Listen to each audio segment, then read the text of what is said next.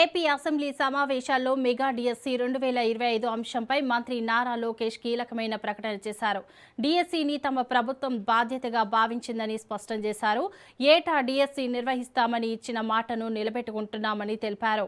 కూటమి ప్రభుత్వం అధికారంలోకి వచ్చిన తొలి ఏడాదిలోనే 16,000 పోస్టులతో మెగా డిఎస్సి నిర్వహించామని లోకేష్ వెల్లడించారు.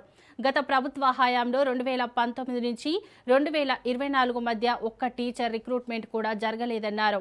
కూటమి ప్రభుత్వం పూర్తి పారదర్శకతతో డిఎస్సి నిర్వహించిందని తెలిపారు.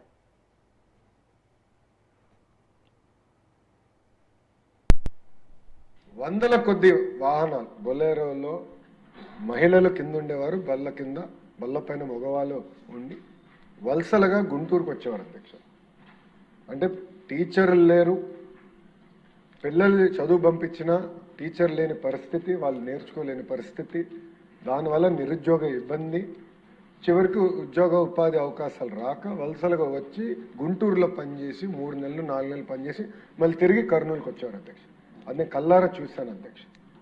ఆనాడు నేను నిర్ణయించుకున్నాను అధ్యక్ష, మెగా డిఎస్సి ఏర్పాటు చేయాలి, ప్రత్యేకంగా కర్నూలు జిల్లాకి, కర్నూలు పార్లమెంట్కి అవసరమైన టీచర్ని కేటాయించాలని ఆనాడు నిర్ణయించాను అధ్యక్ష. గర్వంగా చెప్తున్నాను, సుమారుగా 10% మంది రిక్రూట్ అయిన టీచర్లు ఒక కర్నూలు జిల్లాకే వచ్చాం అధ్యక్ష.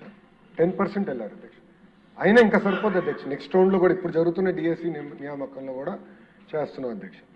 సో మెగా డిఎస్సి అన్న ఆలోచన కర్నూలు జిల్లాలో ప్రత్యేకంగా నేను పాదయాత్ర చేసినప్పుడు నాకు వచ్చింది అధ్యక్ష.